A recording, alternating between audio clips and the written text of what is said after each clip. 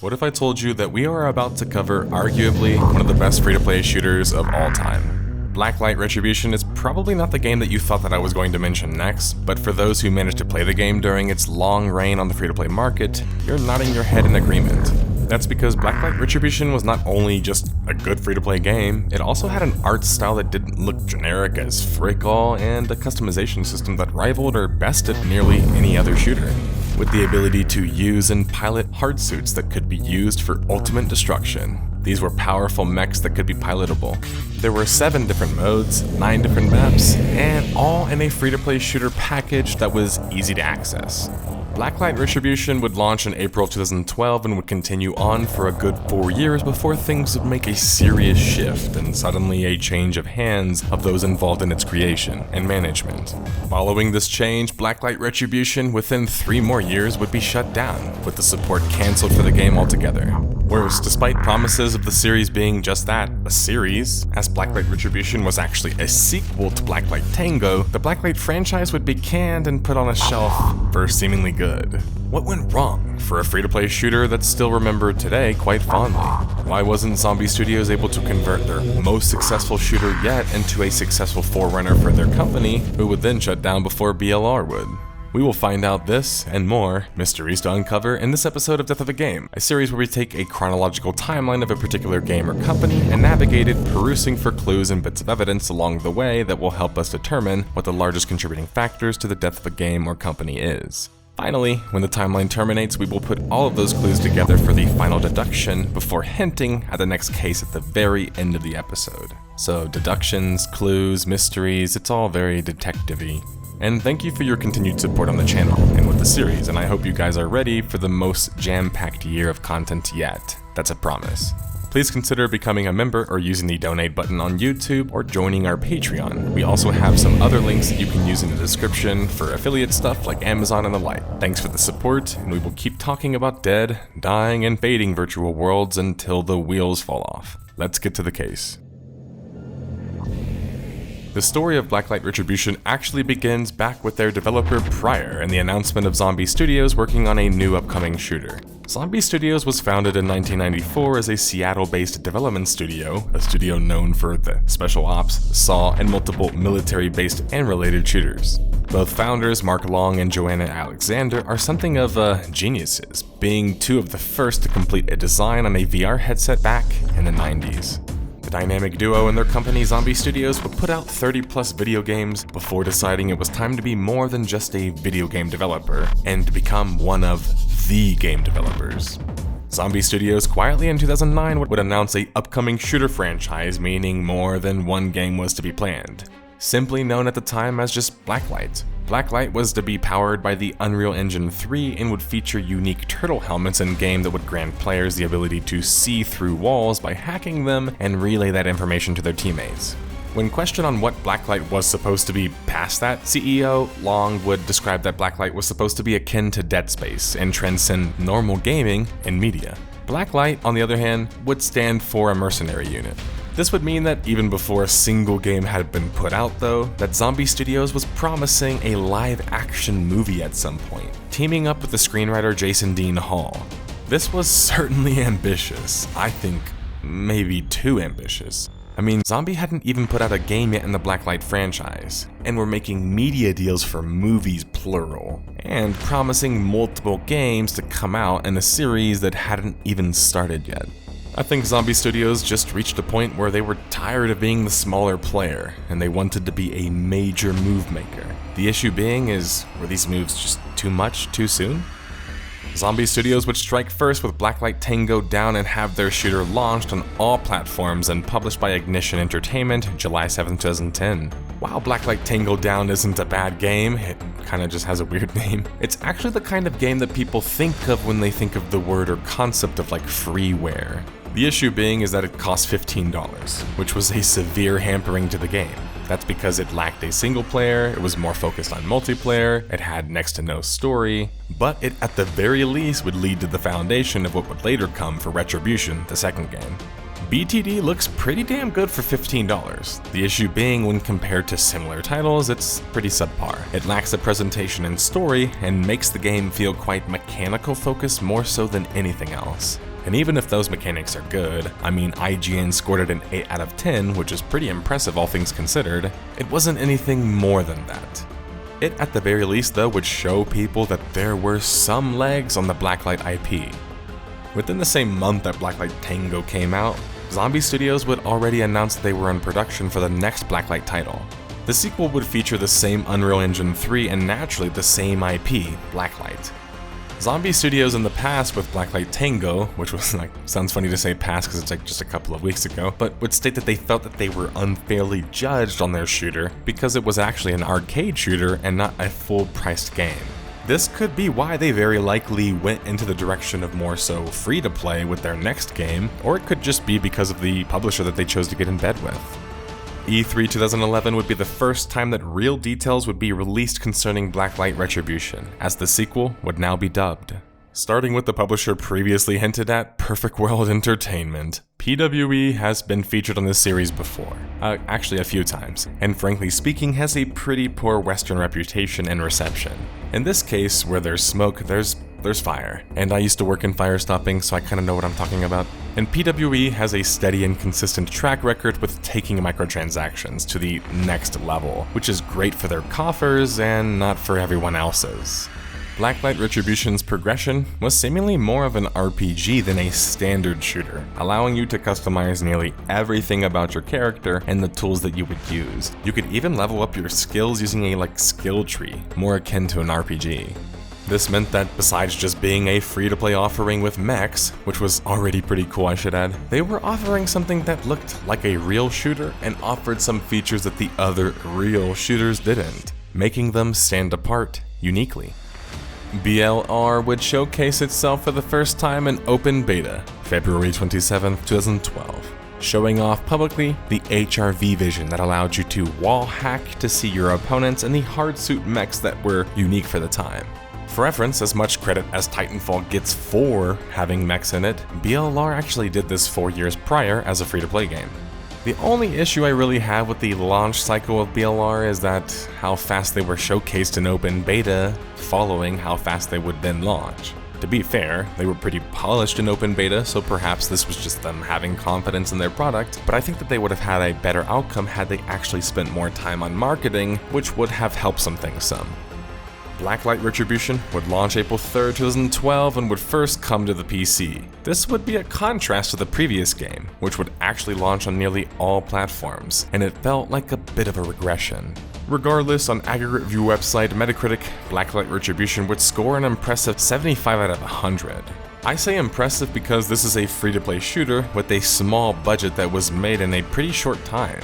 IGN and Destructoid would both score BLR an impressive score with an 85 and 90 respectively, citing massive improvements from the previous shooter and a really good value for free. This is not only a great example of a professional, incredible free-to-play game, but it's also one of the best first-person shooters I've played. I'm quite serious when I say that too. This game is a serious FPS contender, and the freemium status should not diminish your expectations. I wholeheartedly recommend you jump in and give it a try. It'll cost only your time to give it a whirl, and I'm certain that it will be time well spent. Not all reviews were so glowing. GameSpot would score Blacklight Retribution a mere 6.5 out of 10, stating that although the game had solid shooting mechanics, the highly touted hardsuits were kind of clunky and awkward, and the new weapons and gear that you would attain were costly, requiring you to spend in real-life money if you wanted to circumvent the grind process. This was pretty typical with most free-to-play games, but especially ones that were published and proliferated by Perfect World Entertainment. And that's where I kind of see BLR's issue, or more so Zombie Studios' issue. They wanted to prove to people with Tango that the IP worked, and once they secured a publisher, and thus funding, they were able to make a bigger and more ambitious version of that game. They even admitted this in the behind the scenes, where they stated that Blacklight Retribution was essentially everything Tango wasn't able to be. The problem being is that this publisher in question was PWE, and they most likely were targeting the push towards BLR having so many microtransactions in it, which would end up being the most negatively cited thing about the game. Microtransactions or not, Blacklight Retribution was a solid game, and was set to launch on Steam in the summer of 2012 following its spring launch. It's at this time that we can start tracking the population data using the Steam charts and see that BLR was hitting an impressive 5,000 or so peak players daily. This is not only good for modern numbers, but especially for 2012, a time where they were competing with like Gears of War 3, Modern Warfare 3, and even Battlefield 3. Zombie Studios would speak to journalists and announce that they had plans to work on another project, this time using Unreal Engine 4 and targeting a psychological thriller for the PC. While it's not unheard of a long-standing video game development studio who's already made dozens of games to keep making games, it's worth reporting that the next announced game wasn't a Blacklight game, which was noteworthy to me. It also should be noted that if the next project doesn't do well, it would put way more pressure on Blacklight Retribution to perform. The first major patch would hit BLR the following year, dubbed Onslaught, and would add the Onslaught Zombie Defense mode, which was kind of fitting for the studio name, but a bit random given the context of the game, which was actually a story about two different mercenary groups fighting amongst each other. It was both confusing gameplay-wise and even lore-wise. But the patch would also include a whopping 3 new maps and some new mutators, so it was still positively received. Later the same year, Blacklight would launch on PS4 finally, with some rumors to an Xbox launch later on, though that would never actually come. But here's some cool box art. This PS4 launch would occur October 2013, however, was more than just a platform launch. During this time, since crossplay wasn't really a thing, BLR's PS4 version would require a different version to function in the same capacity. What I mean is that the two games wouldn't be the same. While this might not matter in the big scheme of things, it would matter in the sense of what the future would hold for the series and the shooter. If they found more success with their console launch, it might make them focus more on that, and if they focused more on that, it would make the PC audience either neglected or... yeah. BLR would receive a number of updates on PC for the next 2 years, but none of them were really named patches, and only a few of them would even add any content. Whether it's because BLR never met expectations, the potential movies involving Blacklight never came to be, or Zombie Studios founders being bored of game development after like 20 years and 30 games, Zombie Studios would close shop January 2015, with the founders citing a desire to move on and retire, which they would, from video game development altogether. This would seem like a good thing. Put it into the hands of somebody else who's young and hungry, because maybe they could take over and actually do some big things. But instead, the series of events that came later basically guaranteed that we wouldn't see Blacklight Retribution much longer, and we wouldn't even see another Blacklight game. Following a small core team still working on the game after Zombie Studios is shuttering, Hardsuit Labs would actually steer the ship without PWE now, named of course from Blacklight directly. But that would mean they wouldn't have their bills paid by PWE anymore. And with this handoff, Hardsuit would promise a release in Russia, a big PC update, and the continued development of new content and updates.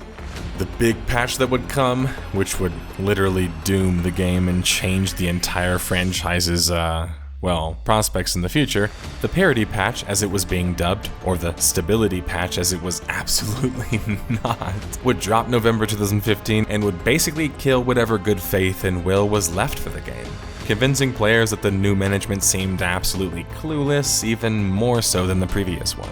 Let's talk about what the actual positive aspects of the patch were, at least what they were designed to be. The patch's desire, or intention, was to bring increased consistency for both versions of the game.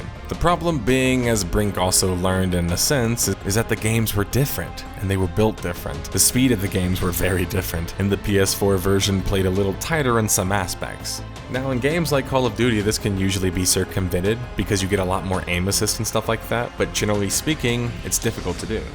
Worse, the PS4 version played a lot more smooth, and that could be probably related to the fact that UE3 just ran better on consoles historically, at least for shooters. But this new patch would now make BLR on PC play like the COD game version of the game on PS4. And I'm talking like added sprint, no special traits anymore, and the new graphic user interface that somehow was worse. I mean, many PC players, if you can imagine, felt that their game overnight had seemingly been made for controllers more so than the mouse and keyboards that they have been playing on it for years, and made for a different audience altogether.